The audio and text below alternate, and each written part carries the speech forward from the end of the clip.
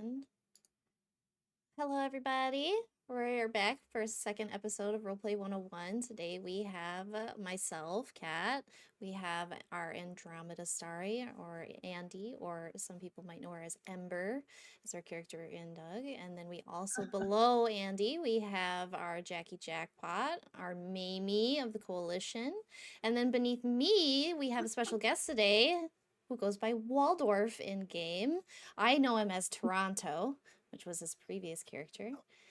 And we're talking about Old creating timers know me as characters. Toronto. Yes, old timers, Yeah. us elderly Doug players.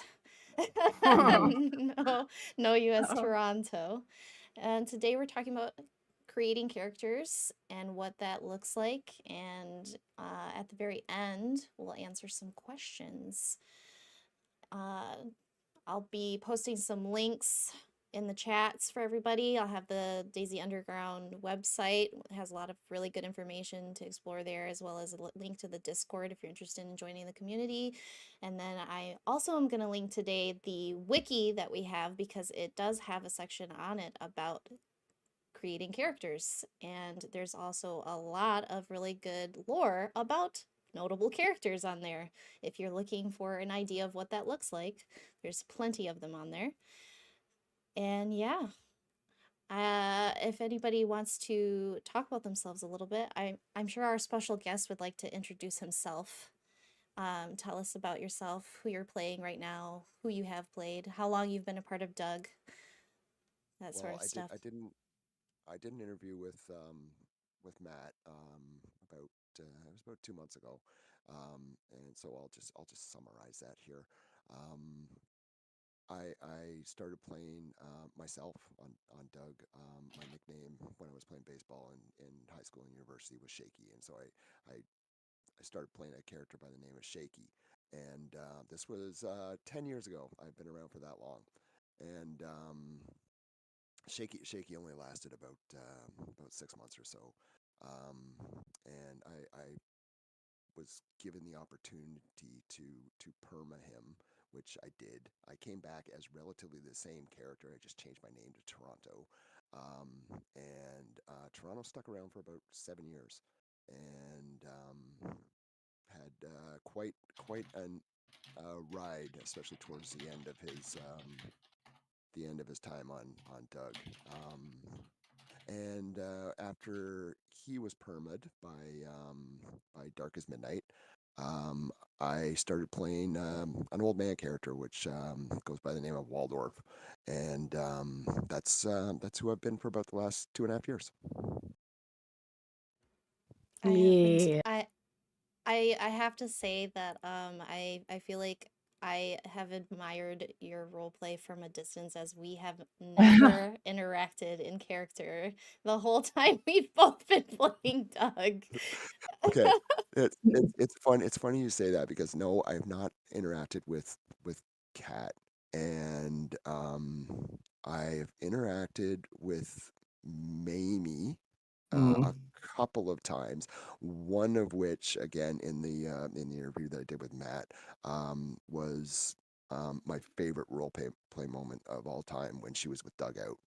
High Um, praise. yeah, yeah, Yeah, that is high praise. Thank you. That's it really really was. You and Moose and Vriska, that moment just it made me really trust the people that I was role playing with on Doug, because I don't come from a role playing background, neither and do I. So yeah, get that.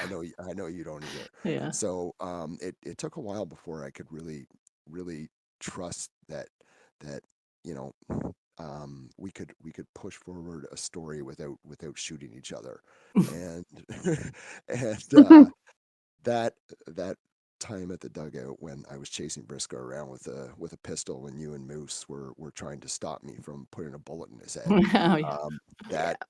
that that made me really like I knew that I wasn't going to shoot him, but I didn't know that you and Moose weren't going to let me, and that Vriska had enough trust in me that I wouldn't. So, Yeah. Yeah. yeah, yeah. And Andromeda, I've met a few times when I was with the Yes. Guardians. Yeah. as Andy, as Mara, correct? Yes, yes. Yes, yeah. But Kat and I have never met in game as It happens. Toronto or Waldorf. That is crazy. I just met Waldorf the other day for the first time. It was like that was hilarious. That was one of my favorite interactions. I need to clip that. That was beautiful. Yeah, you need to clip it because my voice wasn't being captured by. Oh, really? Yeah, I'll yeah, clip it for you. Believe me, that's going down in my little collection of. Yeah, that was fun. Yeah. Yeah. Fun. Hopefully, I will meet Waldorf one day, perhaps. Yeah, me too.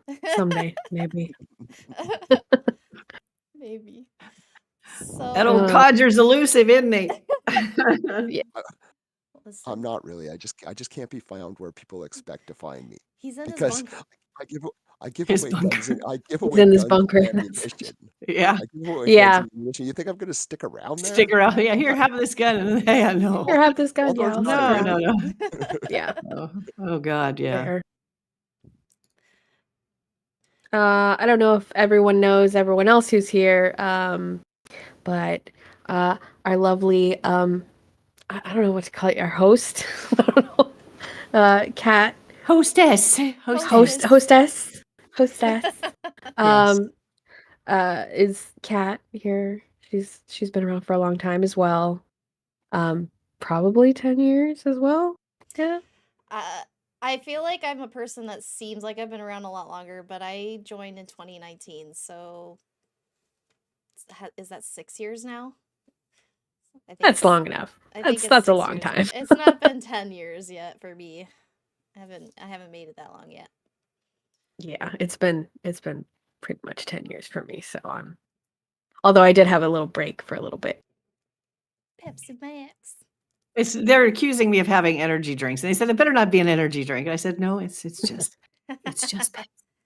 And Jackie's been on for a long time, but only started role playing about 5 years ago. Yeah. So, by accident, because you forced me to. If you want to hear more about that, go listen to the first RP 101. Yeah. Why do I feel like when I'm looking at the screen that I'm waiting for the opening music to the Brady Bunch to start? Oh, Lord. Sorry. Dating myself again, right? I'm just linking Jackie and Andy's Twitch channels. I know Jackie streams a lot. I also do stream both to Twitch and to YouTube. I just had somebody asking if any of us live stream. So I went ahead and plugged you guys. Thank you. Thanks. I'm gonna plug you too. And while I am plugging, my very first talking point, the beginning of all roleplay, is creating a character. And I really wanted to talk about what the bare minimum looks like, because Doug does not require you to roleplay. But I know a lot of people are interested in dipping their toe in roleplay, and I know we talked about this last episode where I feel like DayZUnderground is often a person's first step into role-playing. I know it was for me. I think it was for Jackie as well.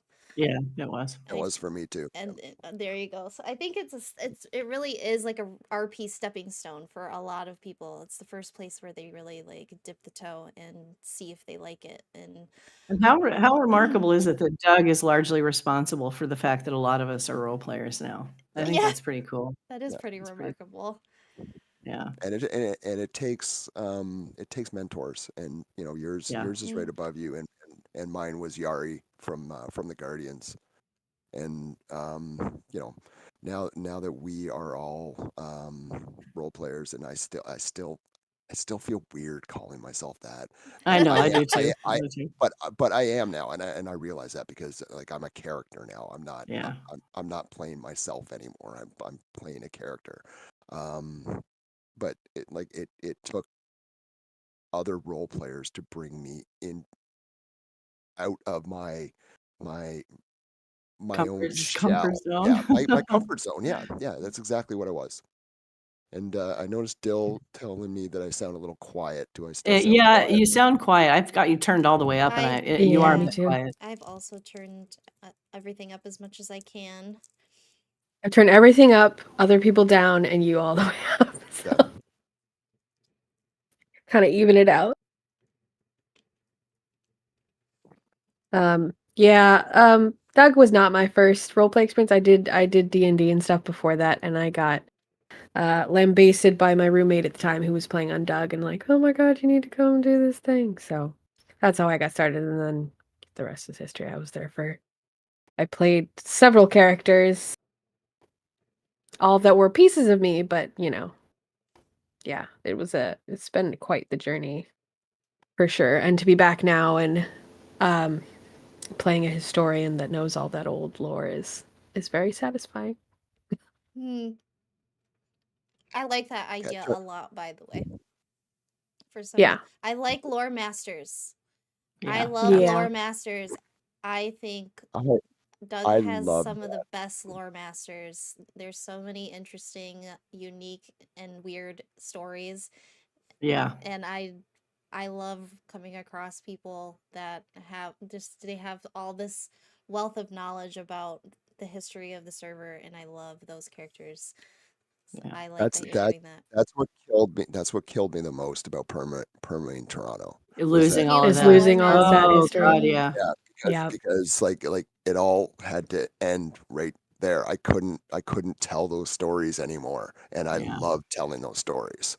I know. It's gonna be sad when Ember goes away too, and Yeah. I'll be like, what do I do now? I kind of cheated to be able to tell my stories, but People will probably find it a relief when Mamie's not around running her mouth off anymore. Oh god, we don't have to listen to her talk. Oh yeah, you're the one with the big mouth. Yeah, that's Oh no. yeah, it's great. Every time I get on the radio, shut the fuck up, Mamie. Every Oh, single no. time. Oh yeah. Oh yeah. Yeah, yeah. so No. Okay, so we were gonna start at the bare minimum. Right? yeah, bare minimum, Okay. which So is basically play yourself. Yeah. Yeah, well, I feel that's I feel like actually a step up from the bare minimum. Yeah. The bare Oh, minimum, the okay. bare minimum is going on Doug and treating it like any other server, and it's not. And doing the bare minimum, you're not going to get as much out of Doug as doing above the bare minimum, which is at least being yourself and letting the world that DayZUnderground has created guide you. Take the people that you run into, the stories that you come across, and build your character based on that. That's what I've done for all three of the characters that I played. The last one with Waldorf, I didn't write anything out. I'm going to be an old man. And with going into it with that, I just let the story guide me. And like that's the bare minimum I think that you're going to get the DayZUnderground experience. Yeah, If you go into it with like I'm just gonna shoot people and play it like day one or whatever, you're not gonna get the underground experience. You won't, and you're gonna get bored, I think. Yeah, absolutely. Yeah. It'll be like any other server to you if you don't, engage in a little bit of it. You don't have to go full like background, goals, flaws, all that stuff when you No, first start out. I But mean, honestly, those are definitely things that you learn as you gain experience when you first begin role playing. I mean, you saw Mamie was just a direct plop from, Doug right into another format. So, I mean, I didn't have any particular background for her then.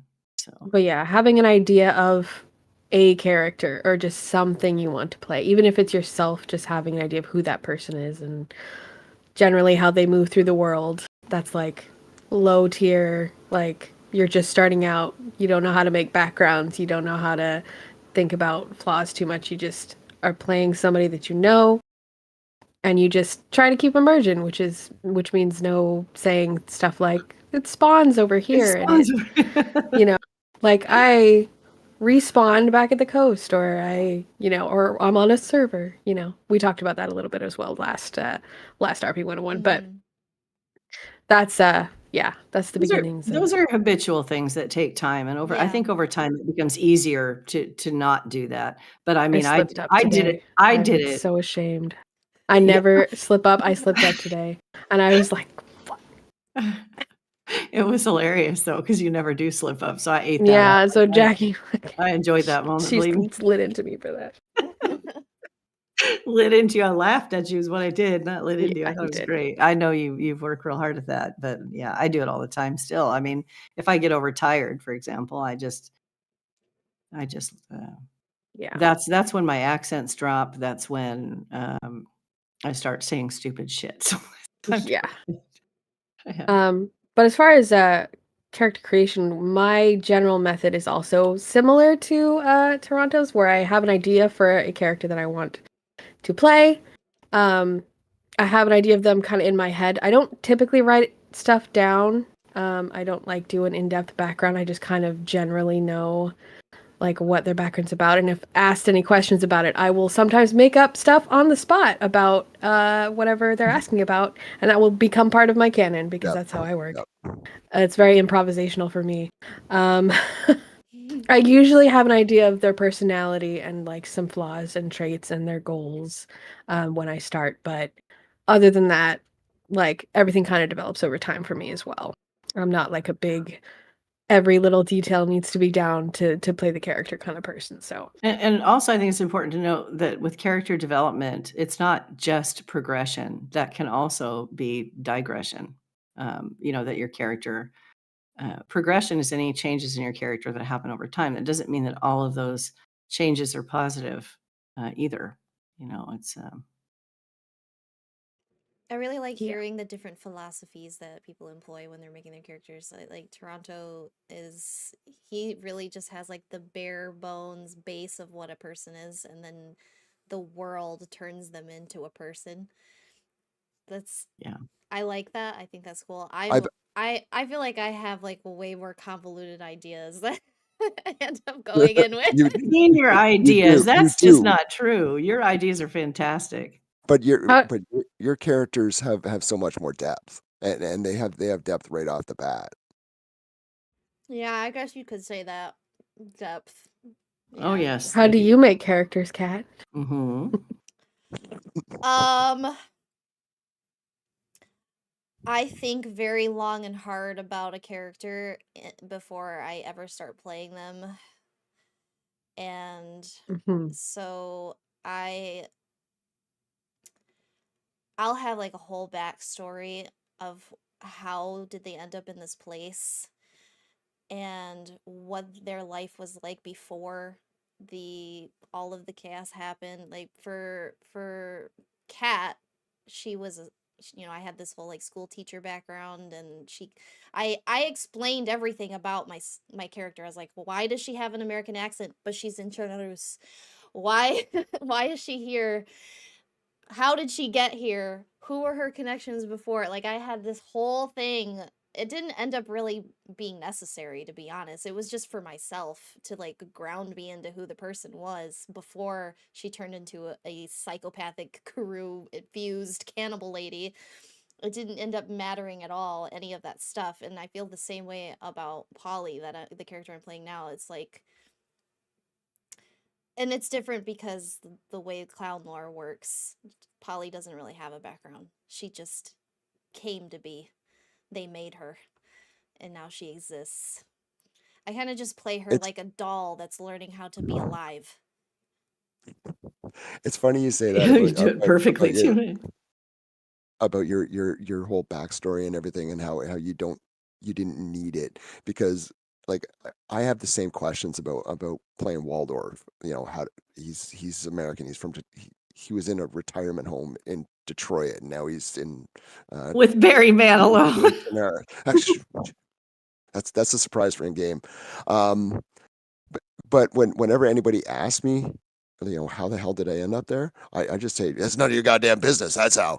Like, And that's Does that wear on your voice to do? oh, does it That's perfectly valid. does it ever? Because I was wondering that when I heard you Yeah. talking the other day, I was like, oh my God. It Yeah, is why I keep most of my encounters with other players to less than 20 minutes. And then I find a reason to And get, you're to like, get I'm out done. there. yeah. Because when I used to run around with Ray, love Ray from St. Joe's, like we would talk. We didn't talk um, on any third party platform like on TeamSpeak or anything. We talked in game, and I would I would be talking in the Waldorf voice in game for about 20 minutes, and I'd finally just in game say to Ray, I can't do this anymore. I gotta go back to my regular voice. and then we just start talking like we were on TeamSpeak with each other in game. And if we came across anybody, it was just bam, I'd just switch right back into Waldorf. It's an amazing character, honestly. I kept hearing all about him, and I know you as a role player are very good at what you do. So I was really excited to meet him. I've been like every time I do a run back, I go by there just by the off chance that I might get to run into you or something. And then you finally show up. Oh my God, I was dying. You really did such a bang up I job. was He's so believable and so convincing, and the goat thing. And oh my God, I can't. I'm so good. Lord. But yeah, voice is actually a good yeah. character creation thing too. It's like, do you want to change your voice to something else? I think about that all the time. I have a million different voices that I've done in the past. And it's fun to do if, to think about how your character would speak. And it's not just the voice. It could be an accent, it could be just the cadence of their speech. Like Ember's is very toned and very calm and just kind of here. And now I'm talking and just things are the way they are. Very Bob Ross, she is. Yeah. Yes. Yeah. Yeah, that's a good description. I don't know. See, I'm a different beast when it comes to creating characters, and accents are inevitably difficult for me. But Andy has helped me a lot with that. She, I don't know. See, on my screen, she's up here, but I notice that you guys I'm here. You're pointing here, at me. You're saying, and you're pointing. Yeah, That's you. this is okay. Yeah. There we go. I'm a different kind of beast. I think in the beginning, Mamie was just thrown in there because I wasn't really PvPing. But when I recreated her to go back over to Red M and then brought her back to Doug, then she developed a story. But everything after Mamie, when I started to role play, for me is I do D&D 20 questions. I work out their flaws, their personality, the things they like, things that are important to them. I go back in history and Google what was happening during this time period of history, where my character is from. And I try to incorporate that into the character that I'm playing so that if there's something particularly interesting or big or large that happened during that time period, that gives me material to like weave my character into that history and sort of pull from history to make a more believable story for the character. Now, it's so for me, I can literally take days to sit and develop a character because I want to know everything about that character before I even step foot on the dirt. It's but then again, sometimes so much preparation is completely unnecessary because honestly, as much as I spend time preparing all this stuff, I rarely use it. I think the only way that it helps me is that it helps solidify who my character is right out of the It helps so. ground you into who Yeah. that person is. I find that I have a similar process where I'm like I have a lot of details and I got a lot of stuff going on in the background, but it doesn't really end up being presented to people. It's really just for myself and because I Yeah, have fun doing it. exactly. Yeah, it ends up being that way. Like, for example, Mamie and her Stetson. That's a thing that is kind of, I guess, canon for her. This hat, that hat is just important to her. So there are items that are important, and I think that's a lot of what I try to do when I'm creating a character. Is there's got to be this one thing that's sentimental to them that you can use in role play, and it could be. I think Andy's done that a lot. I think I actually learned that from you. Oh, did you? I Oh, I think so. don't. Yeah. I don't know.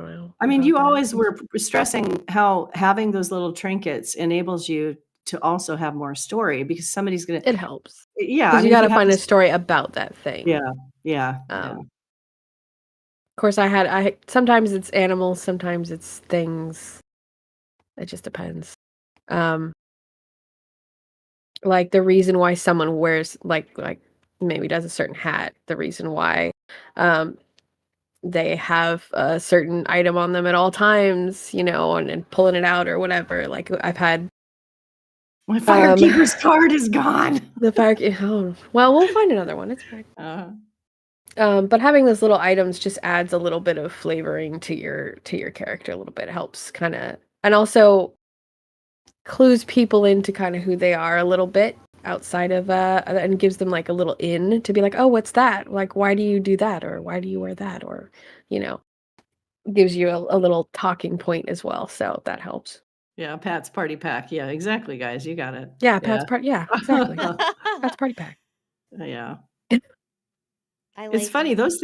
those things develop too while you're playing. All of a sudden things become important to you. Like for Mamie, it's Andy's tape, number 2 specifically, and the firekeeper's card. Well, whereas I think everybody seems to have that one thing that they just don't wanna they wanna hang on to. So that's why, when you're scrambling back from the coast, it's like, oh, Yeah. please let it still be there. And we don't care about guns. We don't care about anything. It's Nope. clothing items and trinkets. That's all that matters. Yep.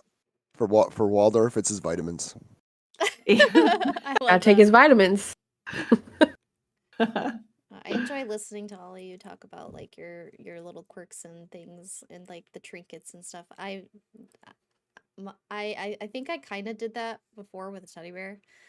But I don't really. Oh yeah, I remember that. Oh, I yeah. remember The that. teddy bear, Definitely. yep. The teddy bear was a thing. And some things are chosen for you. There's some Mm. things that you're just known for having around, and it just becomes a thing. Like you don't even necessarily choose it. It's just a natural thing that happens. And people are like, oh, you always have this, or you always have that, or what have you. So I'm devastated I still don't have Ember's glasses back. I'm wearing a stupid pair of glasses right now, but it's, something. And people are like, I don't even recognize you without your glasses. I'm like, I know, I can't find It's like when you don't have your glasses on and I look at Ember in character, I swear to God, it feels like she's staring into my soul. When you don't have your glasses on, it's strange. That pet does have a very long 1,000-yard stare. She's just. I wouldn't call it 1,000. I wouldn't call it 1,000-yard stare. It just looks very like intense when you look at her. And she's never.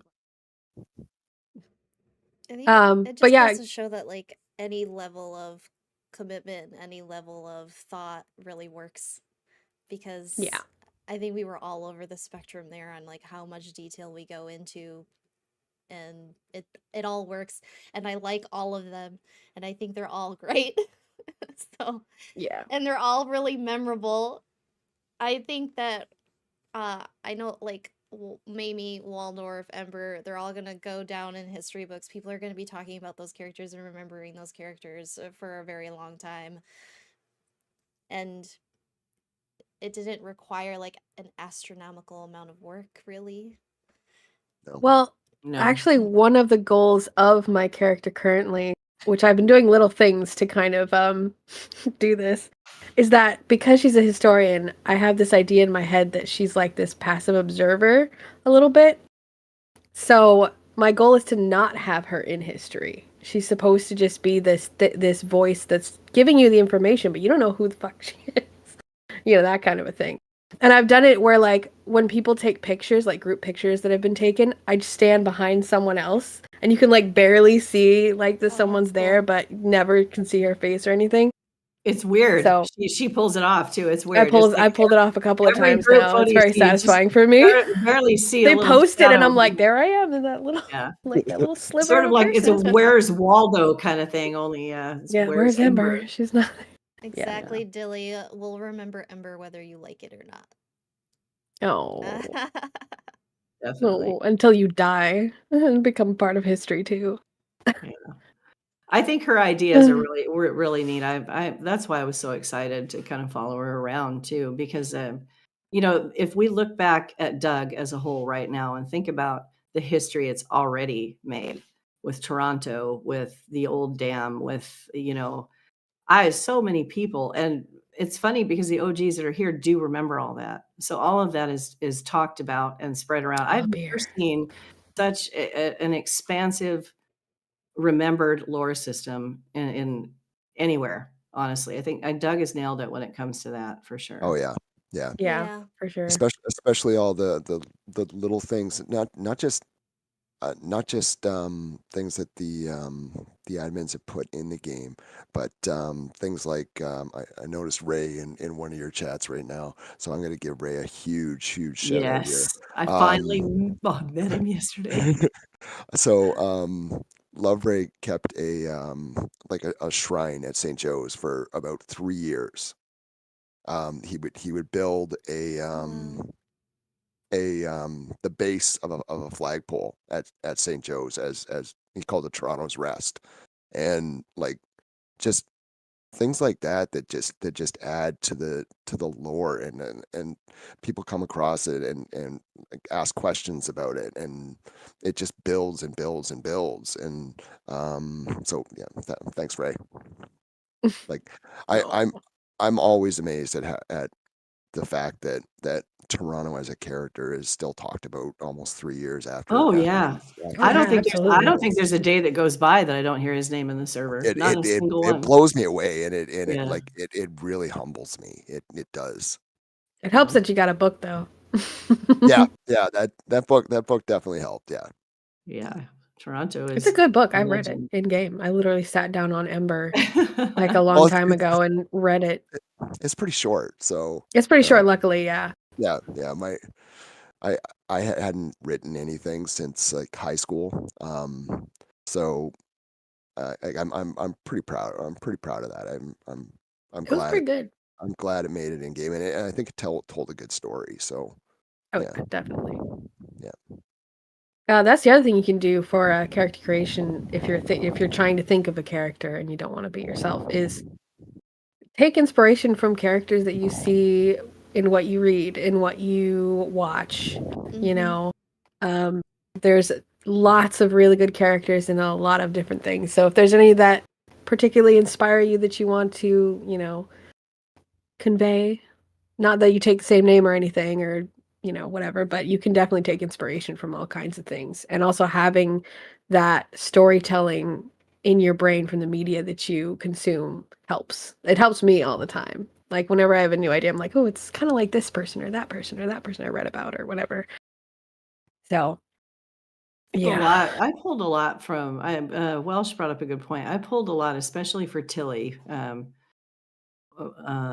From my great grandmother was Romanian, and she had fled Romania during the Bolshevik Revolution, and she had kept a diary. So a lot, and her name was Tilly. So a lot of the background that I had on Tilly was pulled from that too. But one thing I do want to say though, I think a lot of people are afraid that that they can't make characters that are different, that there's too much of you in a character. And I want to give you an example of why that is just an erroneous train of thought. I know a lot of us probably, I would think, have read Stephen King or J.K. Rowling, any of those authors that are very well known. Now, if you pick up a Stephen King book, for example, you wouldn't even have to have a title on it. And I could tell you when I started reading it who wrote it, because that's how familiar I am with that particular artist, because everything that is them is a piece of what they write and what they do. So you should never be afraid that you will fail or that your characters are too similar. Don't worry about it. It's really not something you should toil over, and is something that gets a little bit easier over time. It's not wrong, and it doesn't make you dumb or a bad creator. It is the inevitable thing about art that a little piece of you will always be there regardless. I Yep. love that you brought up Stephen King there, because I've thought about this in the past with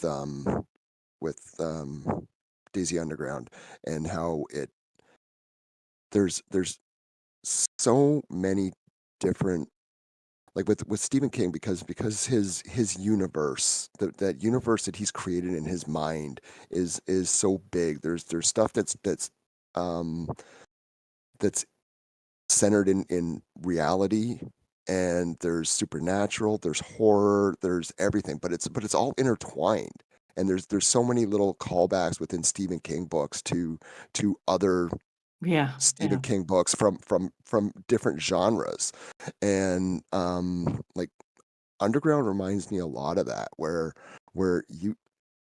all these things, the horror, the like just real people, goddamn cavemen. There's it all works within this world that DayZ Underground has created. Yeah. Absolutely, it sure does. There has been more than one supernatural thing that has gone on Oh, as yes. well. It's all intertwined into everything. I mean, it's partially like how you play with, how do we wake up on the coast again? There's been a lot of There's been a lot of theories discussion and about different that lately ideas too, yeah. and a lot of discussions about it. There's a tape about it. And everyone has their, suspicions or whatever, and they rationalize it however they rationalize it however they do in game, whether it be a faith or a just that they're going nuts or whatever. Like, there's a lot of ways to interpret how you still survive after being shot in the head, Yeah. which I always thought was interesting. And it's really interesting particularly with the characters that have faith in something in particular, how they explain away that in their own ways. I know that Wolves Celine did some of that. Some of the preachers like Alessandro did that, so it's an interesting world. And I know that there has been at least one angel on the server in the past, so Yeah, people, the thing is that supernatural RP is one of those things I think a lot of people frown on and is actually disallowed in a lot of servers.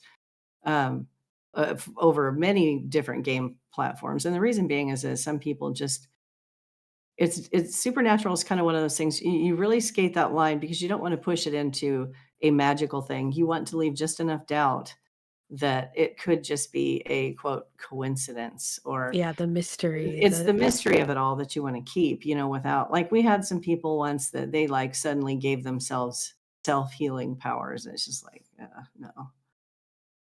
You got to be careful when because it can be like on the cusp of power gaming at times. Yeah. Yeah. Be tasteful about it. Yeah. And to kind of tag along with what you guys were saying about how all these different things are all intertwined and dug in so many different strange occurrences and people have come through the land. I've had people, and I've noticed in Discord as well, people being like, can I do this kind of character? Is this allowed? Is this okay? I'm pretty sure the only characters that aren't allowed are like actual like bigots and like hateful Yeah. characters. Literally, you could do anything. Almost anything could work at this point. We've got a cult that believes in Papa and they have their own belief system and their own spooky thing they're doing. You've got clowns running around talking about the lady and stitching people together from pieces of corpses, and somehow that's their explanation. Whether people believe that actually works or not I think is funny to me. That's like, well, they're just crazy. That doesn't actually happen. And you've got people that are preaching about Jesus, and you've got all kinds of stuff going on. And then there's also zombies. So yeah, anything goes other than like Yeah. the truly hateful, like, you don't want any bigotry, you don't want any racism, you don't want any of that. But I've even recently heard somebody with a robot voice, and I've heard of people being an alien. Like there's all kinds of things going on. Aliens, robots. Go I know nuts. there have been vampires. There have been. Who did the Oh, one? yes, Who the did the one? vampires. Who did the robot? Yeah, you remember the guy? vampires? Who did the robot guy up at Dugout? Was that DSync or was that? Yeah, I think that was. Vav? I don't know if he was a real. Yeah, I think Oh, it was He was are you like talking role-playing like Desync's an NPC? NPC. Yeah. Yeah, His That was- NPC. that was- Yeah, it that was was hilarious. so amazing. It was. Yeah, it was I'm pretty sure Audie. In my head, Audie canonically was a robot, but I don't know. In my head too. Yeah. Yeah. Audie was a robot. Yeah. I Wanna definitely just got share that feel something. by every introduction she did. Hi, I'm Audie. Hi, I'm Audie. Oh yeah. God, yeah, she was good too. Yeah. One thing, I got a viewer in here saying something. I wanted to just share it because they said I like the idea of the mystery medic. So anytime I get shot, I like to RP out an injury for like a week and then stop. And depending on whether I feel like it or not, it'll leave a scar, which is like Dave's shoulder still being stiff after getting shot in the shoulder. So Yeah. that's using the I things did that that. happened to you. Did you do that? Oh yeah. After the fish fry bombing, Toronto wore a face scarf for until he permit. Because in canon it blew off part of his jaw, and that's Oh, how damn. yeah. Yeah. Wow. Do I remember that? My God, I don't think I was there, but I heard the aftermath was. The fish fry bombing. Oh God. It Wasn't was that when? It wasn't that when I they love were when using they the come up with names cooking for pots? things. Yeah. Wasn't it the cooking pots they used, and they came in there and what they would do, and it doesn't work anymore. I think they disabled that thing. Thank God. But yeah, it was completely done. But it was I couldn't believe when I heard about it. But yeah, what a moment that must have been. It all worked out in the end. Like Yeah. it was it drove home an amazing story. It really did. But yeah, they killed about 15 people. Yeah, it was Yeah. a slaughter. It was a slaughter. I remember that. Oh my Yeah. God. I Yeah. remember God. hearing about that as well. Yeah. And it is referenced still to this day, the fish fry Mhm. bombing. The fish fry bombing. Yeah. I wasn't there for that either, but I definitely heard about it. Yeah, it was. Oh man, there's so many moments like that on Doug too that you Yeah. can sit and recall. Yeah. And I distinctly remember my last conversation with Toronto. We were standing behind the dugout in the church, and I'm pretty sure that was the last interaction I had with Toronto. We had the gates all out back there, and you were just standing there. I can't remember who was there, if it was Torchwood that was there, or there were I can't remember. There's so many people that were there, but I think that was the last time I actually spoke with Toronto in games. Aw. That's Oh. another thing that's like a trinket for your character. Other characters. Yes. Yes. Yes. They Oh can God. glom onto other characters. That's a thing that people do all the time. Yeah. If they find something particularly appealing or, whatever, if they believe in their mission or whatever, like maybe it's done to Ember, or, you meet somebody and you just hit it off really good and you just, and suddenly you're inseparable. Like, that's a thing. I think that's probably like that's my MO at this point. It's now become a pattern that I pick one person and I'm like, you are now tied to me You're this. forever. We're this. This is Yeah. not just me or you. This is we now. It is us. Mhm. Yes. I did that to Charlie, and now I've been doing it to Buttons. I was like, hey, you want to make my character? You want to stitch her together and send her to the lake? You're my creator now. We are one. That's what I do. My true trinkets are other people. Yeah, for sure. Yeah. For sure. Someone I don't asked know me, how much we want to talk about development too. well, I today, guess we but could I skip have a it in person. because we didn't end up I having as many people I do as have we a thought. person that has a question here. Oh crap! I just scrolled by. I wanted to grab it before I forgot it and didn't see it, and it got lost in chat. It says this person says that he or she finally got back into medical routes and is a medic for a group. And does anyone have any suggestions for the character or helpful medical RP? And that goes a little bit into development and character development and stuff, but it's a little not kind of off topic too. But I would say I don't like particularly how have any. to play Use medical your RP in this scenario. use your imagination. Collect all the meds you can find. When you talk to people and you see someone sick, be the first to respond. If you have to do something that there are no mechanics that the game allows, use your imagination. Be creative. Find a way to convey what you're doing. Use the text Use the box text. Yeah. to signify movements. Like I'll do that all the time. Maybe we'll be sitting in a room full of people and somebody will say something to her and she'll just like blink. Like what? So I mean, people notice those things, and when you do that, it brings it to life. So when it comes to medical RP, just collect the stuff that you can find, and then everything else can kind of just improv it. Yeah. Yeah. And if you get well known enough as a doctor, people will come to you with stuff. Yeah, That's the other thing. especially on DayZUnderground, because all of our doctors suck. No, They're all No. terrible. Teddick the Mech has a 100% success rate. Don't be lying on Teddick now. Well, Teddick still hasn't treated Waldorf's gout, so No. I saw that you put that like list of people that have done Waldorf wrong. I read that the other day. I the was list, like, the what list, is the this? list of transgressions against Yeah, the list Waldorf. of transgressions. Yeah, I'm just like, Well, because there's no, I can't write a letter to the editor, so It's you know, true. I need to like post that stuff around. Yeah. Yeah. It's funny though. And also a good way to develop your character that I think we haven't even really tapped on that much is if you are whitelisted, Reddit. Yeah. Yeah. That is a great place to help develop your character. I think writing as your character is a good way to get you thinking about it too. So that is another resource. There's, that you And can it use. doesn't have to be just writing either. If you're more like, if Video you like, content. if you like to Video, do post some videos, pictures. yeah. For me, getting into character for Polly was making all those weird posters.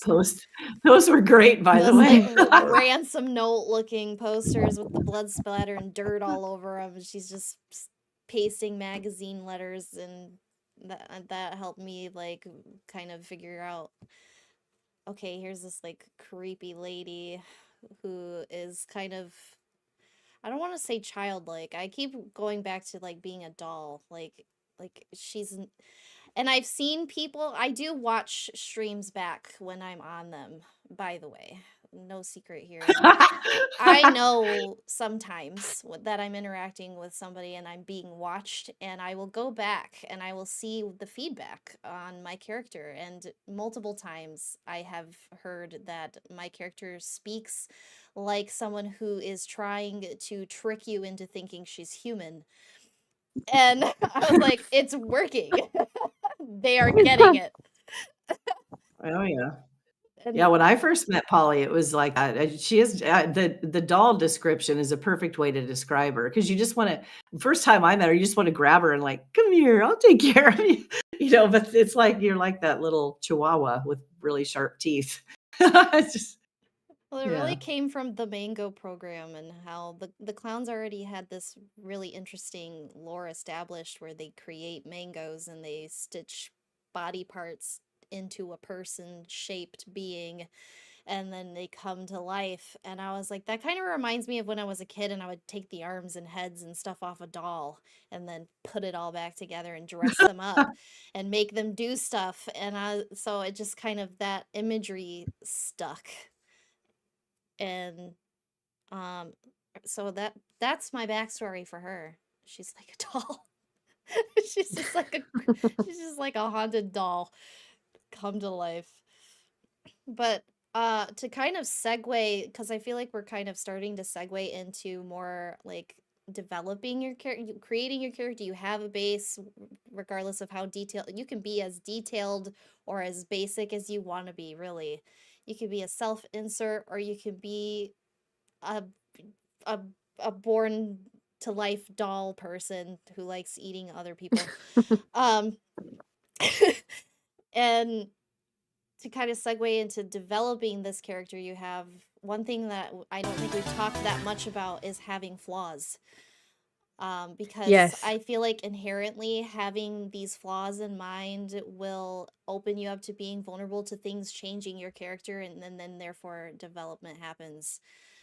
So I'm Yeah, interested point A on to your point guys' B. thoughts about character flaws and how that works for you. And do you have them in mind ahead of time what your flaws are going to be, or do you kind of discover your flaws as you're playing the character? I think it's a little of both.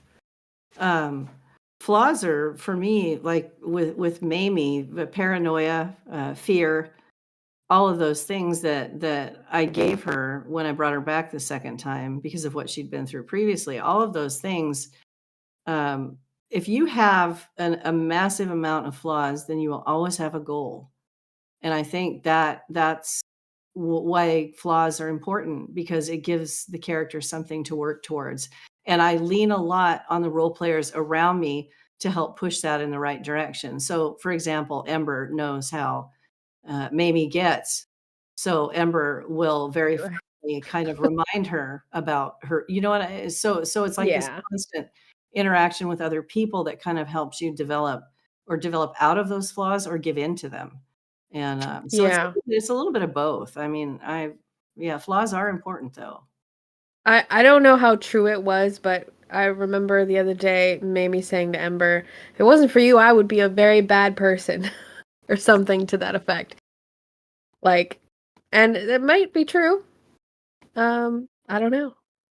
But Ember has been there so far, so I don't typically think of hard flaws when I start. It kind of comes with the whole picture of what the character is for me. And then it kind of becomes more specific as I play the character and sort of get to know them, through interactions. So like Ember is incredibly smart and has really good memory for things. And, has a kind of compassion for people, but it's different than like most people's because she wasn't around. She's very young, which a lot of people don't know, but she's very young.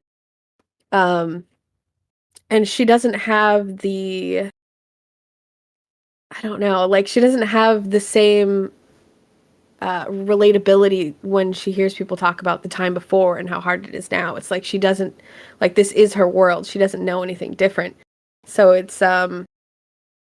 that's her flaws. She can't relate as much when people talk about their experiences before. She's fascinated by them. She's like, what was it like before? I don't know. This is my whole world.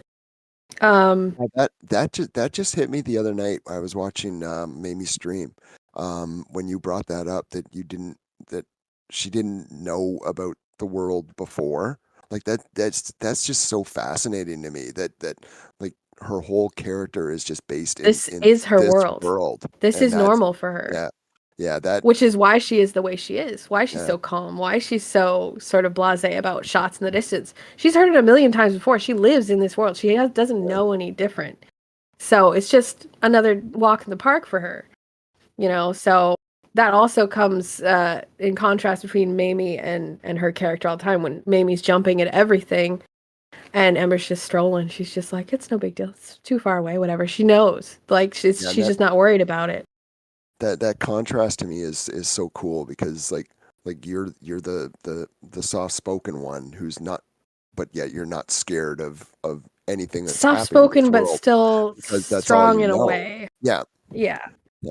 And then Mamie's the loudmouth who's like scared and paranoid of everything. Yeah. It's a great opposition. I don't think we planned it that way. No, I think it just kind of happened that way. It did happen that way. I think because of all the things that happened, like as soon as we stepped in here, I've literally spent every day on the coast, I think, almost.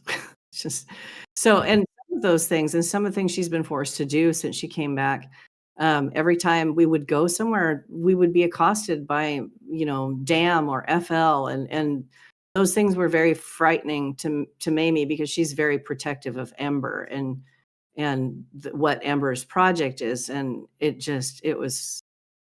think it helped a lot in terms of development to have Ember be that solid, more, less reactive character where Mamie reacts to everything. Ember is like, Mamie, get your shit together. Ember doesn't react to things that she probably should, but somehow it all ends up.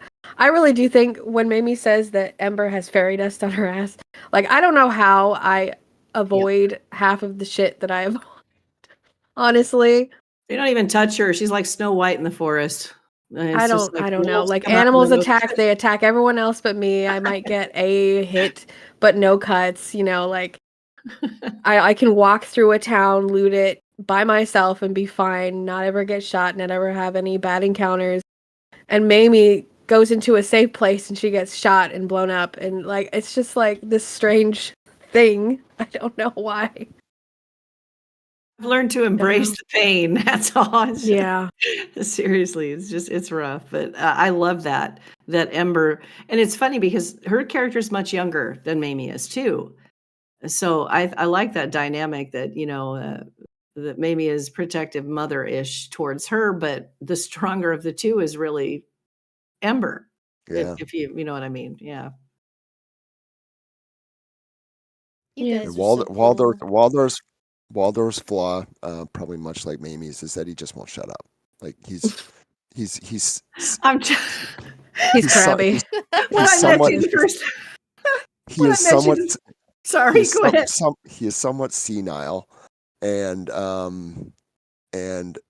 he won't back down, and that was hard for me to get into doing that after playing Toronto for as long as I did, because like I'm not saying Toronto would back down, but he wouldn't stand up for himself in front of like FL or Darkest Midnight or anything like that, whereas Waldorf doesn't give a shit.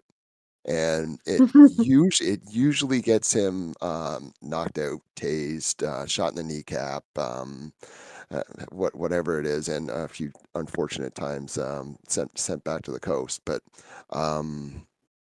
it's all worth it, though, isn't it? Isn't it all worth it? I don't know if there's a group on Underground that hasn't knocked out Waldorf, and I haven't. Yeah, I haven't yet. Officially, you're not part of a group. I'm my own group. It's growing. Yeah. It's becoming a thing. Yeah, it is becoming a thing, which is nice. But when I met Waldorf, and I'm just going to tell you, it was like looking in a mirror. I thought, oh my God, I've just met the male version of Mamie, only 100 times more high octane. You were like firing guns in the air and shit. I just said. The goat story. I don't know how you come up with that, but all of this that character actually so happened. I am not kidding. It actually happened. I wasn't wearing my glasses, as I don't most times that I'm playing, and I was sneaking up on what I thought was 3 goats, and it turned out to be 2 goats and a guy dressed in black. Oh, okay, that's where that came from. And the guy dressed in black, who was crouching down nearby the goats, stood up and shot me. So so Waldorf blames the goats. Oh, that is great. That is how you use the environment to tell a story. Absolutely, that's a perfect example. Yeah. Andy, you're muted or something. Muted. No, I was. So there's a question over here. Do you have any recommendations for starting a new RP character, not per se for your server, but just in general? And I just was telling him, like, watch this back. We did cover that a little bit earlier on, but just look at the media that you consume. If there's a character that you're interested in portraying or a part of yourself you want to explore, start there. Do a D&D 20 questions about him. There's lots of different avenues, but yeah, that's just in general starting a new RP character, not necessarily on Doug, but. So I see in Mamie's chat that Welsh Dragon said that Waldorf is like Bill from Left 4 Dead. Yeah. That's very high praise.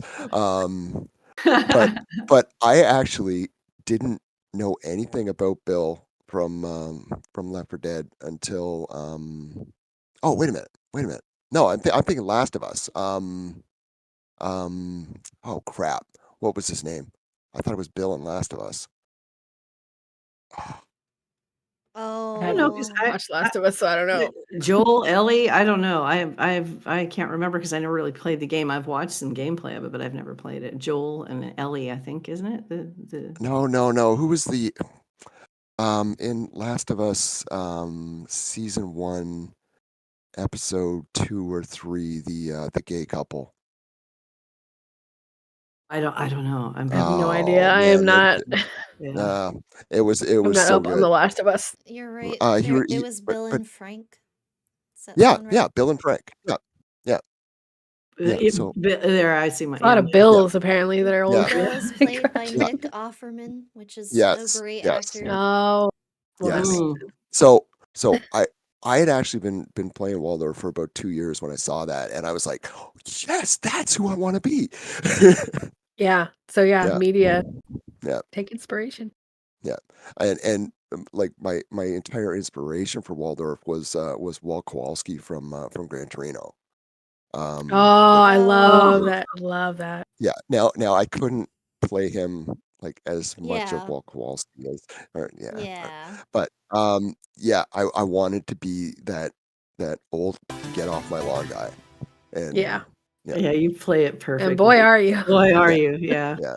That is just great. I don't know how Ember would react to somebody like Waldo. I really don't, because She'd she'd stand there and just blink. she'd just be like, yeah. okay. Yeah. Or she'd We'll be see. incredibly fascinated, one or the other. I don't know yet. I'll decide later. We'll see. We'll see, because you're pretty close now. Foig. Yeah, I'm right across the way. Yeah. Could probably see you if I looked through my binoculars and on a clear day, you know? Keep the noise down. Yeah. It's a library. I think the noise will be down. Okay, that's acceptable. Yeah. Well, I mean, here's hoping. I'm really hoping I don't get blown up in there anymore. That library in Gvozno, man, every time I went in there, it was just like, I'll be back in a second. Yeah. yeah. Yeah. But yeah, media is a great source. I agree. I would offer a tiny piece of advice to, if it's new to you and you're just starting out, do something that feels comfortable and semi-familiar to you, and it's okay to play it a little safe for your first time and not bite off more than you can chew. Sometimes people do great just jumping off the deep end. I know that's what I ended up doing. I'd never roleplayed before, and I decided to go with the most complex, in-depth character of all time. That is the exact opposite of who you actually are. That's the exact Yeah. opposite of who I am in real life. I decided to just throw myself into the deep end like a dad teaching me to swim. But I sometimes I look back and I even now still I'm like, maybe my next character will just be a regular person. Maybe I should just try That being can be normal. fun too. Yeah, maybe I should just try my hand Nope. at just being normal. So it is okay to put a little piece of yourself, put a little piece of a character that you're really familiar with, that you really like, put a voice from somewhere else that you like, and just make a concoction of stuff that feels familiar and isn't like brand new to you. And then, Yeah, I would and then you definitely can go recommend that into too. it and it will feel authentic from the get-go, and people will believe it instantly. Yeah. And I mean, that was my first character too. Was I knew nothing about DayZ. So I played basically a greenhorn, who was scared shitless of everything, which worked really well for me. Because I literally screamed like when startled, like that kind of like afraid of everything. And like there was one instance I remember, somebody in the town that I was living in like got like I heard, like literally feet away from me got shot. And I was hiding in a bush and I like was all the way down and I was like, ah, like, and that was my character because it was real, because I was like, oh my god. Play what you know. Yeah, don't be Yeah. afraid to do that. I think as a beginner first step, I think that Doug is very lenient in that regard. There are people here who don't role play at Oh, all. yeah. Play yourself. Who gives a shit? Just Yeah. if it'll help you get comfortable with being in your skin. It will help you be comfortable with learning to interact with other people. And trust me, once you get comfortable with that, character development and new characters that come after become much easier to make different from you. So yeah. I feel like more experienced role players are almost like sharks in the water, and you can almost sense when somebody's new. And rather than that being like an intimidating experience for newcomers, we're just so excited, and we just want to we'll latch on to new people, I feel like, and just be like, you will RP, you will learn, I will teach you. Like Yeah, it is exactly. like We're like, not come upset. here. We're not upset If you when show we meet new any people. tiny bit of interest, we're like, oh yes. Even people who sometimes have no interest, I'm like, yes, you're going to anyway. Exactly. That's I love it. definitely the sharks in the water mentality for me as well. And Like, it does, and it does work. It works. It does work. Yes. You're It gonna works. you're gonna hear all of Waldorf's stories. I can't wait. Yeah. Not just a couple. I'm gonna tell you all of them if you stick around. Mhm. Mm-hmm. I think we're kind of coming to the end of all the talking points I had. If there's anything that you guys are sitting on that you want to bring up, I'm all out of stuff. We kind of covered everything I wanted to. Other than we sort of touched on it with trinkets, but we haven't talked too much about like PID and like I don't know. How to develop it based on who Yeah. your character is. Yeah. Yeah. Well, I That mean, helps a lot. It's kind of like It's for getting into yourself and really costume in for a other way. people too to recognize you. Yeah, it's Yeah. easy to recognize, but also you have to try as best as you can with what's available, of course. But try to communicate something about your character through your PID. Like Ember wears a flat cap, a pea coat, and glasses. Like that's her thing. That's a very, astute librarian kind of thing to wear. and the cool thing about that, her glasses and the things that she does, is it gives me opportunity to find her those things. Yeah. So it and gives me gives role play interaction. If you too. find someone else's PID, you can go, oh, here, I found this. Take this. That's one of my favorite And you're things that we do on Doug is even characters that aren't particularly aligned with each other or friends, if we find pieces of each other's PID, we'll find a way to make it make sense to bring it to the person. Perhaps Yeah. perhaps we should Yeah. explain what PID is for those who maybe don't know the term, because and while we're at it, mention IC and OOC, because I did not know for the first 6 months of my time on Doug what it meant, and I was too embarrassed to ask. Very good. So, yeah, I'll let you guys explain that PID because I have no idea what to say there. Well, it literally stands Personal for personal identification. identification, but in role play terms, it means what you wear. What makes your character stand out from other characters? Do they wear a hat? What kind of hat is it? Do they always wear a jacket? Do they wear glasses? Do they like Do they wear do they wear blue? do they wear blue? Do they wear And- red? And on Daisy Yeah. Underground, it is so important It's because very Daisy important. Underground is long-term storytelling, and what you wear is going to save your life because people are going to recognize you as somebody that they can talk to and take that opportunity to not shoot you. So Yeah. It can also have the opposite effect, Also- like my cowboy Yeah, hat. I I'm was pretty about sure. to say, I it think that can, sometimes it that has the can, yeah. opposite effect for myself as well, Yeah. but Yeah. I deserve it, so it's okay. I will also for- say that most our peers, not really most, but like you can tell who's an RPer and who's a PvPer based on what they dress like most of the time. Other than like armbands and stuff, which is kind of more obvious of a thing, but like good groups will not wear like the like camo, all geared out kind of stuff. They'll wear more simple things. I mean, there are obviously militant groups about, but even they have their colors and their kind of like vibe about them. Orange, yellows, reds, grays. It's like it all kind of, I don't know. It denotes what kind of person they are, what group they're in. Like it's like if you see a group of people and they're wearing all kind of the same colors and they're kitted out or whatever, that's probably like a militant group, but they still are peers. So there's a good chance if they're color coordinated that you can still talk to them or you're going to get some kind of interaction with them. Usually. Depending on if they're an active firefighter or not. I have a measure on how to avoid getting shot on the coast. Just like you walk up to somebody, if they say the word bro, run. Run. Just run. What's up, bro? Yeah. No, that's all right. Then out comes the cleaver, and there I go again. I have. You can tell. Yeah, you can generally tell. You can tell by the language that they use too. Yeah, I mean, there's all sorts of And the other thing is when they're doing this thing where they're like this the whole time you're talking to them. It's like, Oh, God, yeah. the whole fucking I mean, some self. our peers do Really that like- too, but Yeah. they do it less than like Yeah. regular. You can almost peers. hear the tick-ticking going on their brain, like where they're like, I can't. I can't do it yet. Where's they're just waiting for that momentary Yeah. opportunity to pounce on you. And so I usually take that cue to exit stage left, kind of run out of there.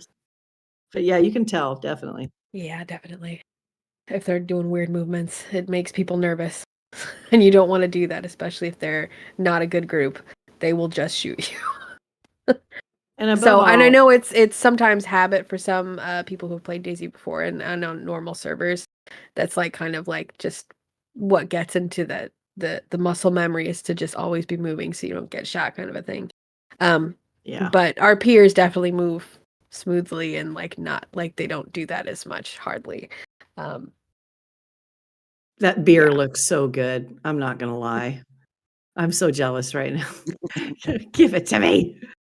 No, but yeah, I think above all, I know that some of us have been around, and I've heard people say before that they've avoided me because they're afraid that they're not going to meet my expectations for some reason. I have none. Oh, Okay, God. She has none.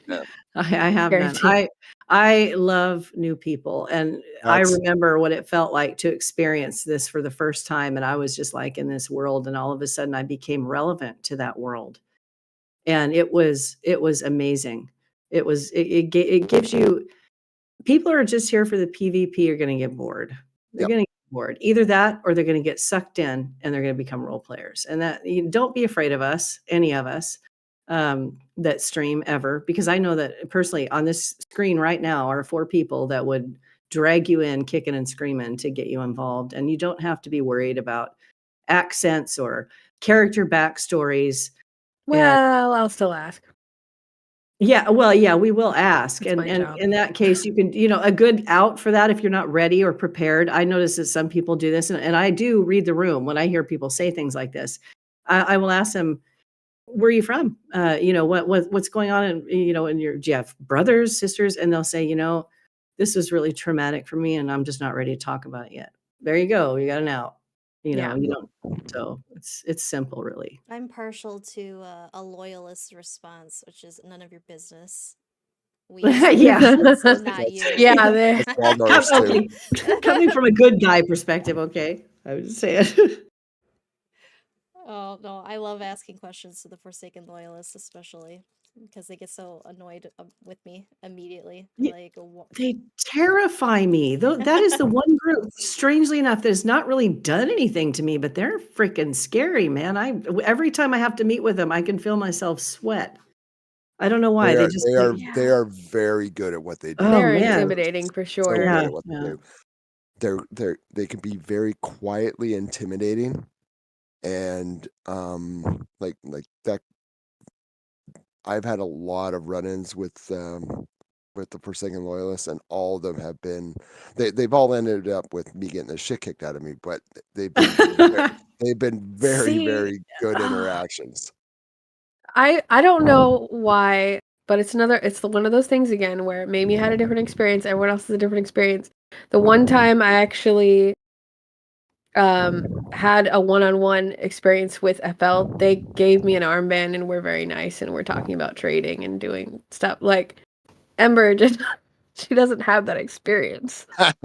Yeah, so try to be So- Mamie and explain to her, they drugged me out of the house and took me into the forest and threatened to kill me if we don't tell them And where I the was fight like, is oh, they coming gave me an from. armband and they were Like- talking about giving me bookshelves and You're so naive. You are so naive. She plays it so well, though. Yes. She I know. knows their history, to be fair, but the actual interaction that she has actually had with them, that is what has happened. She could not knows, she's believe heard that. about I all was the like, other oh, things. She knows who oh, they that's are, nice. like historically, contextually, in what she's heard.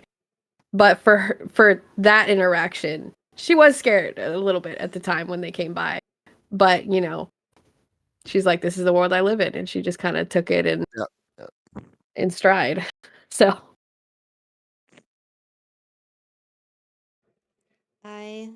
Anybody have any questions from? Yeah, Maybe we can take some questions that's from people. Yes. that's Time what to I open think up. we're ready to do, is do some question and answer. So if anybody's watching has any questions, it's time. It's your time. I will mention one thing while they're queuing up questions. You can develop your character solo if you really want to. I mean, I learned it from a very, very good role player, where literally she would go out on her own. I would find her something, like people would just find her places, role playing on her own, talking to herself, being upset about whatever, like just on her own. There was no one around, and people would walk into her doing this.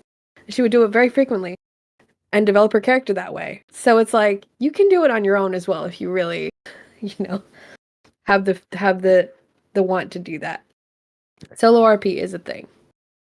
And she didn't stream or anything either. Nobody saw it, but whoever walked up on her and herself. So I did that briefly. I was doing something else and I didn't want to leave the game, so I just went to sleep inside of a house and waited for someone. I like actually like emoted and laid down in a bed and just was sleeping. And somebody did walk in on me sleeping in the bed, and they just stood over me and just watched me sleep. And so then it became a game of chicken. I was like, I know they're there, but actually I'm asleep and they haven't said anything. So I just kept sleeping. kept. And then eventually I woke up and I handed them my bandages, and they took my bandages and left their like partially used bandage behind, and we didn't say a word to each other. It was the strangest, just silent Wow, interaction I've ever had. that's beautiful. It was So it was beautiful. weird. Like, okay, I gotta do something because they're just standing over me and not saying anything while I sleep. I've gotta do something. So I just gave them some bandages. But Oh, yeah, no, that solo RP can also really help you like feel out who your character is on their own. How they're feeling about things, that kind of thing. Helps you kind of have the mental capacity to really get into who that character is. So Monologues. I love monologues. yeah, you love a monologue. Yep. I'm a living You're walking. great at monologues. Oh, Lord. I don't think I see any questions from my end. I've got one question. That's is it true that Polly's voice is based off Peppa Pig?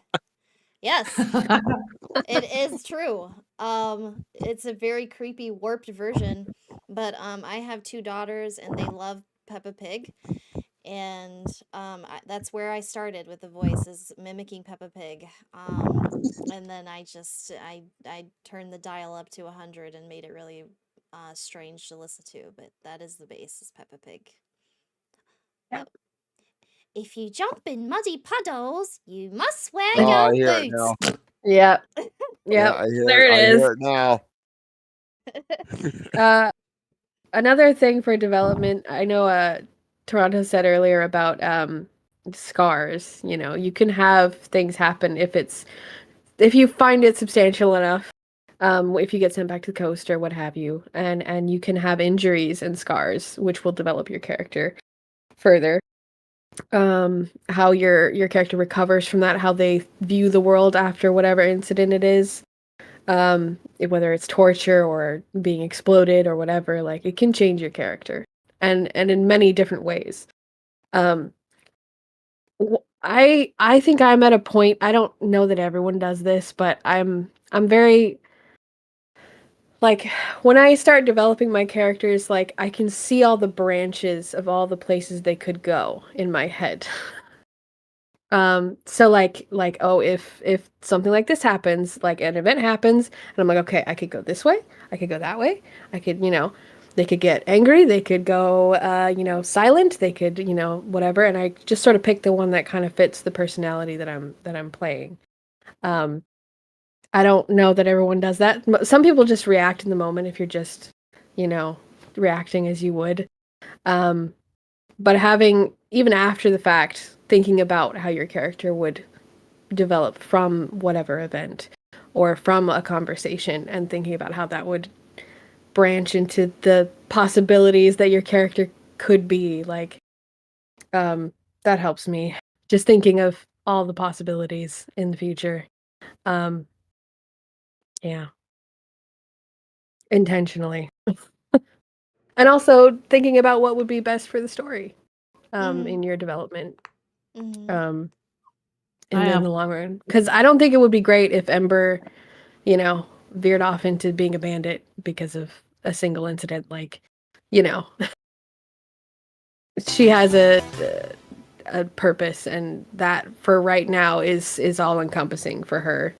That may change in the future as she develops more relationships with people and with learning to relate to people and having that more empathy for people, more than just recording history and being an observer. So we'll see how that goes. I have somebody who is asking about bringing over a character from another server and wants to know the difference between the servers. Is it the previous server was a no KOS server?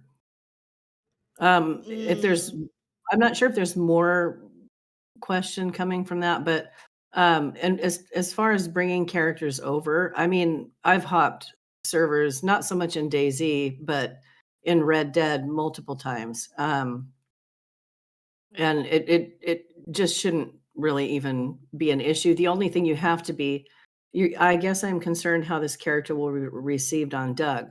Well, I mean, if you're a role player and you're doing, your role play, you'll be received, period. That's just the way it is. Yeah. You don't have to worry about that, no matter what it is. Generally speaking. Yep, I just mean, the thing about Doug is, familiarize yeah, yourself with the rules. Make the sure rules, that yeah, your yeah. character is in line with the rules and there, like we touched on it a little bit earlier, like there's a line to what's acceptable.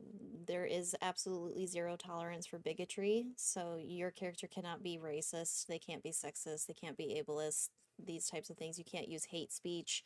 But as long as you're in line with those rules, then your character will be received.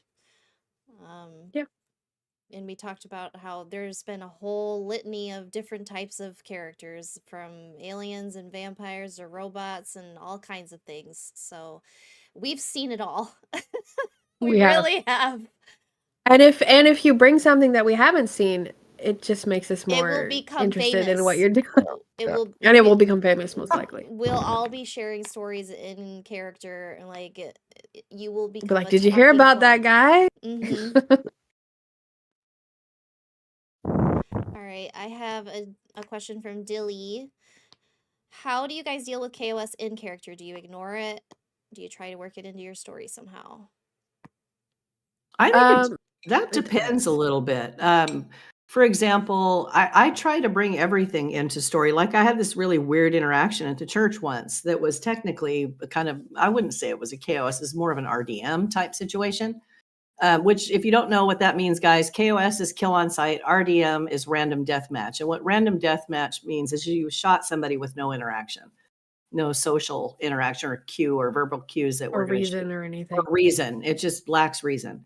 So KOS and RDM are kind of like hand in hand with each other. But I was in the church and some guys were outside. They threw smoke in. And because my story was so strongly related to the Fireflies in the beginning from when I first came here, one thing I noticed when they threw the smoke is it was yellow. They also made some sort of verbal cue that I attributed to that group because of the yellow smoke. You can just take a little liberty, but you don't want to go too far with it. It's but even those bad experiences can be a part of who you are as a character. Even my character getting coasted on a regular basis is, I think, the most frustrating part for me. I'm actually getting better with that. The most frustrating part for me is the number of hours it takes sometimes to get back to the role play that Yeah. you pulled from when you're shot. And I think that's the bummer part, and I had such a meltdown one day because somebody Chuck Norris me at a gas oven, and it's like, you get frustrated, and we're on stream and we're live. And I actually had to get up and walk away. It's not easy, but it also can lend to your story 100%. You can use anything you want. You can retcon it. If you don't want to even acknowledge it, you can do that as well. Yeah. I do that with KOS if it's like somebody shot me from really far away. Not that it happens that often with me, but when it does, if it's really far away, there was no interaction, I don't necessarily have to acknowledge that in my story. I can be like, oh, I just, woke up at the coast. And that's just kind of like a thing. I don't have to take an injury if I don't want to. I don't even have to necessarily say I was shot if I was like on my own. That's completely up to you what you include and what you don't include. I usually give the injuries and the sort of the credence to the people who do it for a reason, for when there's some interaction involved, when I know who's doing it. If someone's harassing me for a particular reason, which I've had it in the past with previous characters where people had reasons to kill me or reasons to shoot me or whatever. But if someone's just shooting you from far away and you don't know who it was and it was just kind of like you're just done and dead and you go back to the coast, you don't, because there's no story thread for that, you can still have it as a thing that your character is a little more paranoid now, or they don't like that spot anymore, or whatever. Exactly. You can use as much or as little as you want as far as KOS goes. You don't have to acknowledge it if you don't want to, or if you're shot like with people, you can have it be a bonding moment for you and between you and other characters. It just depends. I know some people that do one life, and if they get KOS, they permo. Yeah, that too. Which I could never do. I'm No, far too attached to the characters. I would have. There would be no I story. would run out of ideas quickly. I would run out of characters. I don't think I could make that many characters as many times I've been on the beach. So, girl, I feel you. I think that I start every single time I play on the coast, and I have to make my way back and get all dressed up again. I do it every time. And you know what I've been doing is I haven't been streaming it because I think, oh, this is probably just boring. People just want to see me, in character and running around with the clowns and stuff. But I'm learning my lesson that I need to be streaming all the time because the craziest stuff happens to me when I'm not streaming. Yeah. The coast is crazy. I'm telling you. I love running into people on the coast. Oh yeah. I have a lot of fun with it.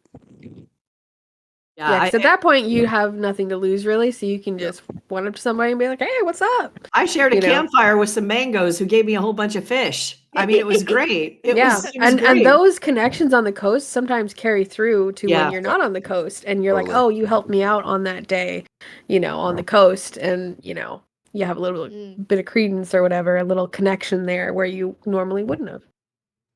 Because everyone's vulnerable on the coast. So even like bad guys, if they run into you and you help them out, might give you some. I know that happened with Mamie and I think an FL member.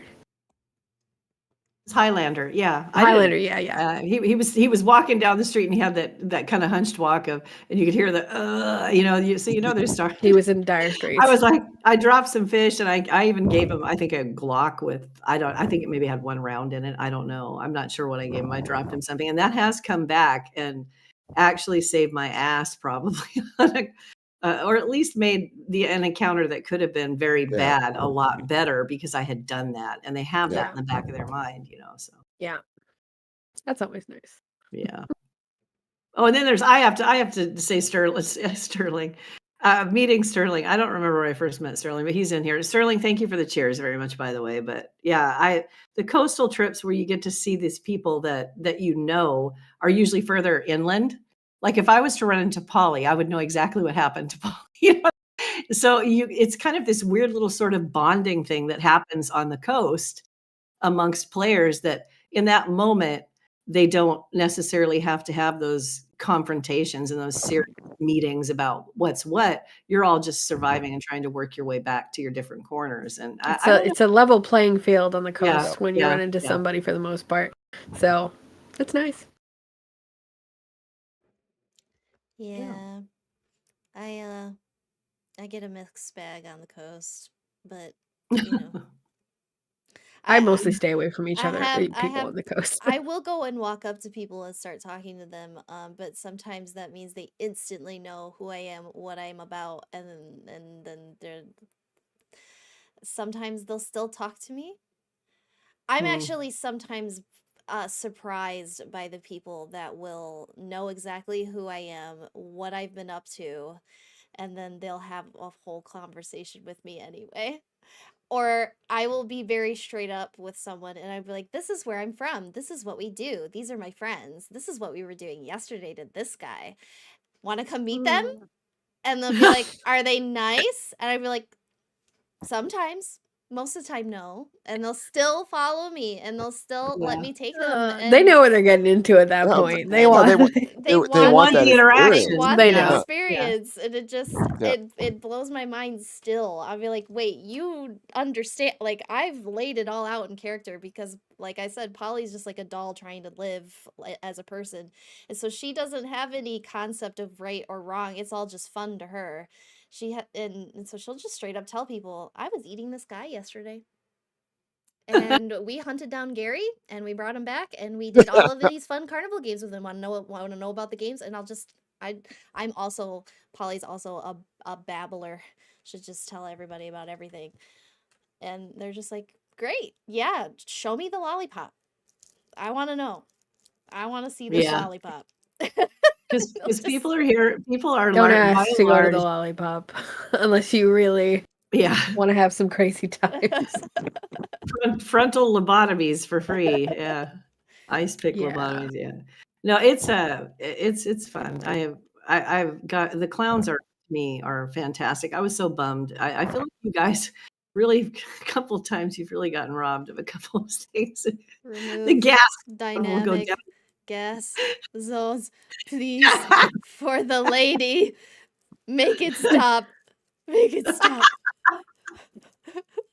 But the other way of looking at that is Gary would probably be dead now if it wasn't for the gas. Right, That's right. true. The gas saved his ass, and I Yeah. think that makes a better story. Oh, it for sure. I think Oh, for sure really does. do. It's I know we were all disappointed Like by it that, it and sucks nobody that it wanted happened. that Yeah. to be the thing that happens. Like, so it was completely fine for everybody to just be like, hey, you know that thing that didn't really happen. Like, let's Yeah. just not. Let's not. And I've just been role playing that we're playing a game of hide and seek, and he Yeah, is I think Gary on the run is a better story than Gary at Mango. yes. Yeah. Yeah. Gary so on the I- run. I- Yeah. We're all having I- a lot of fun.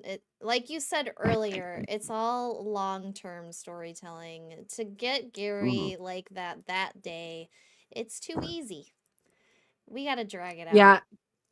You don't know Well- how many times you have missed him by By this whew, much. seconds. Yeah. Yeah. So many times. Yeah. It's great. But I think when it comes to that kind of stuff too, is I did want to touch on just a little something I thought was really cool about that interaction with all of you up that there were a lot of people up there, both on my side, on your side. I literally sent you the screenshots of every one of your heads in the scope of Mhm. of my players that were with me. And the one thing I want to say is that was one of those moments when I was so proud of people because that could have ended in disaster when that gas cloud. We ran into each other in the middle of the forest and there we were facing each other and Gary come crawling out. And I was just really grateful that it didn't break out into a massive amount of gunfire. I really think that showed a great amount of restraint on everybody's part and allowed a scene to play out. I was far too distracted with myself starving to death to care about doing any of that. I was literally dying, and that's all I could think about. I do think that is one of those scenarios and one of those grand events that will go down in history, at least in my and Amber's mind. It's going to be one of those things. Like the fish fry. It's like one of those things that's just like so crazy and it's I don't know. That's Yeah, just I we don't- need to name it. We need to name it something and I don't know what to name I don't know it. if it could have been a better story without the gas. I don't think I agree. I felt bad for him, but I agree with you. Yeah, it turned into something fantastic. And the I funny mean, thing is write that behind the story up about scenes, this guy that so much like had to I happen mean, to get him to be able to get out. Yeah, I know. Yeah, because he it was sucks locked for in the you. jail, and then we let someone out because we were all starving to death. And so we let Lex out and sent her to go fishing. And somebody did not lock the jail cell behind her. So the door was wide open. Then he had to go AFK because he has a puppy to take care of. And we had been at that for hours because that's a long walk with a hostage from House of Hope all the way over to GM. Yeah. And so it was just like a set of circumstances that led to him being able to come back and actually escape. He still died from the gas, but there's a clip of me literally jumping for joy that he got out. I was like, how did he get? I don't know, but he's alive. He's alive. That's an amazing story for him, for Yeah, sure. I yeah. mean, I was that's so fantastic. happy he was alive, and then he died anyway from the gas. Well, but he sickness. didn't really. But he didn't really die. That's what matters. But I was just so happy he lived. I was like, yay, it's not over. A series He's of still fortunate alive. events. It was a Yeah. series of unfortunate events. But it was so well done by everybody involved, and it could have ended. I mean, being the server that Doug is, it could have easily ended in bullets, and it didn't. Yeah. And it was better for it. And I that just speaks to the quality of the role players that were around that knew stay your hand and let's see where this goes. And That I think happens a lot more, I think, yeah. than people realize. How much people don't shoot each other, especially when they're like a role play group. Yeah. I mean, that one day with Dam and names, Fireflies and Coalition and Black Sheep all in That the was- same kind of area. That was crazy. And no one fired a single shot. There was like 30 Oh, that people. was amazing. Yeah. 30, 40 people, like of all different groups. There was heated arguments and everything, and nobody shot a single time. Yeah. Like crazy. Like enemies of each other. Yeah, it was good. It was really a lot of restraint was used on everybody's part, and people got to role play and talk to each other instead, which those moments are the moments that I live for in role play. Yep. Either the intense conversations with opposite factions or the heart-to-heart moments that you get with the characters that mean something to you.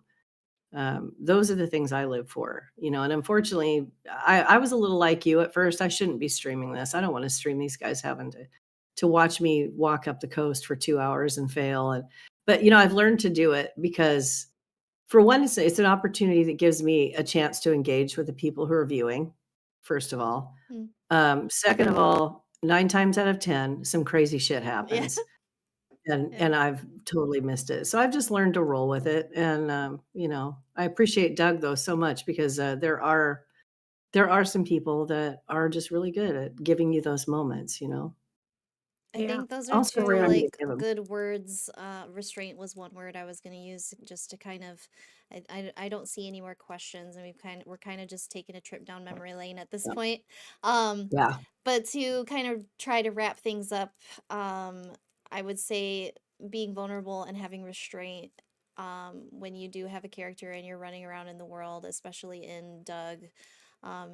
It is inherently risky to keep your finger off the trigger and just see what happens. But a lot of great things happen, like what you guys were saying. You have a bunch of people and they all chose not to shoot, and something really amazing comes out of it. So I would say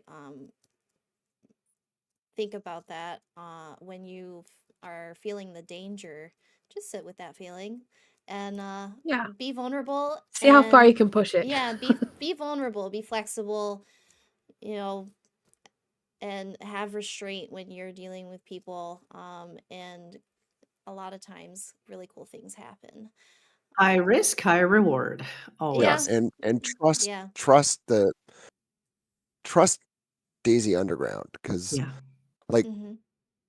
it's been around for 10 years and There's a reason for that. everybody here now has gone through the process, and we all understand what DayZUnderground is about, and we're trying to drive this long-term story, and nobody knows where it's going, and Doug is not going to hand you anything, but if you trust the community to guide you, to give you a story, it will happen. It's not going to be given to you. You have to go looking for it. Grab that and run like that But baby. Grab that baby and run. but okay, I'm going to talk. I'm going to talk about the berry factor for a minute here, okay? Because Okay. it's huge right now, Yeah. and the reason why he has gotten the story that he has is because he's come to the server and accepted what it is and completely immersed himself in the environment. I don't think he's shot. Has he shot anybody? Well, he did have to collect Has some has has, ears, so has he has done oh some yeah. murdering. That For is story. true. That is Yeah. true. That is true. But he he dove in with his like completely immersed himself in the environment, and it's been great for him and it's been great for Doug. And it's what I wish everybody would do. Like, just, let the environment guide you. And Yeah. Don't be afraid to you know, lose. Don't be yeah, afraid to don't you've got don't it's be Yeah. afraid. Don't be it's afraid to just a lose. cartoon. You're not really dying, I swear. Yeah. Until you decide that You your choose your character is perma. dead. You choose your perma. Yeah. Yeah. Yeah. Barnby is I was so impressed with the sheer size of his audience and the number of people that he's brought to the server. They have some of the kindest viewers I've ever experienced. They have popped into my stream and been so respectful and so nice. And you can tell that when he's in there interacting, that he's genuinely having a good time. Yeah. He And seems to be having a yeah, ball, and I love it. that Here, was a good call out. I'm the glad you last mentioned it. streamer that I can think of that had a similar vibe is a streamer named Amish Zed. If any of you Oh, I Yeah. loved remember him. him, he was Yeah. I playing on loved Doug him. Yeah. years ago. It was great. And he remembers his time playing on Doug very fondly as well. And even still to this day, I'll pop into his chat once in a while and he'd be like, "Oh, cat," and Yeah. he'll mention Doug, and he'll be like, "Oh, I think about it all, and I'll be like, "The pop is really high right now. Maybe you should come and stream some Doug."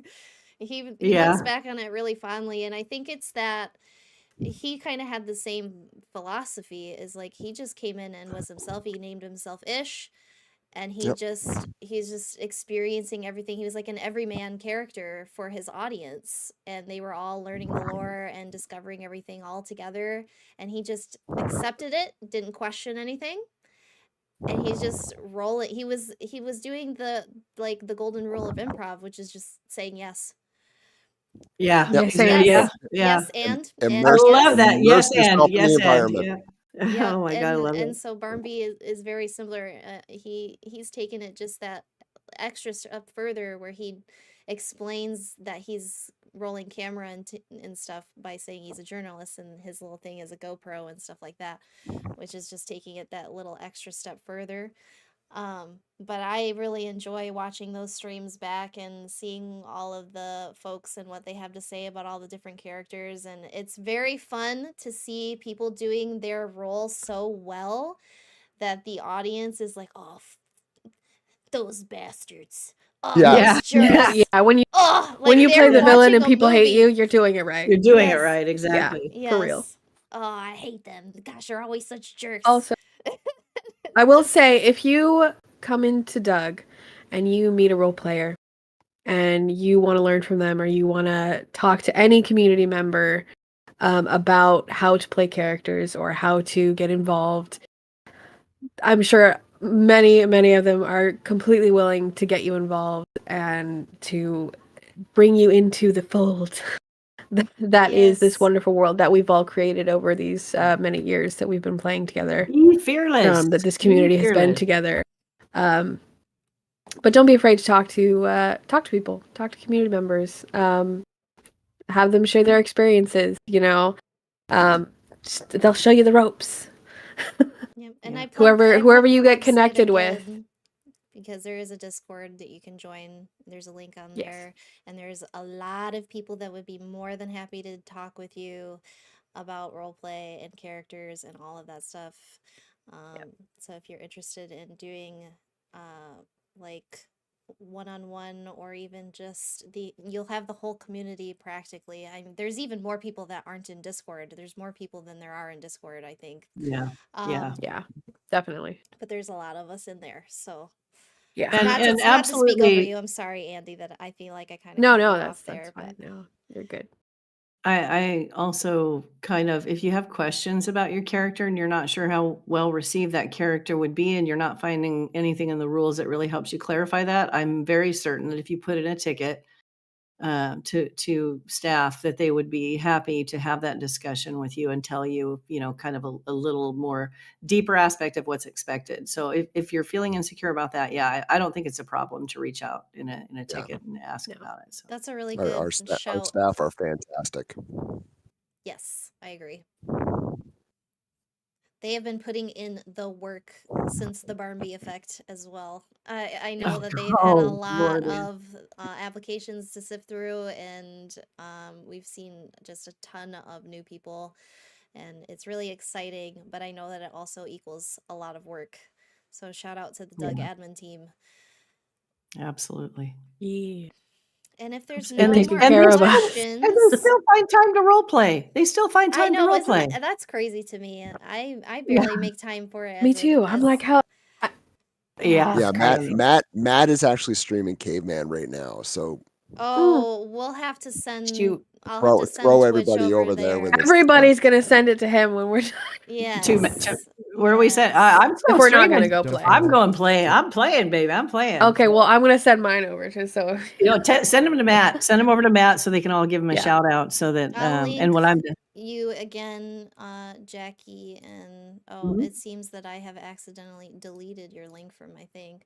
How did I manage to do that? It's okay. No worries. I still have it somewhere. How did Chuck! you do- Chuck is It's also okay. streaming, and she's a I still fairly have it fairly new streamer. So she's out there. If you guys wanted to, I can do some shout outs from my end too. But I'm having a hard time. If you guys are streamers, and if you could just let me know how I can see who's streaming here, because I'm missing people that I would love to be following and love to support. So that's another thing that's kind of been weird.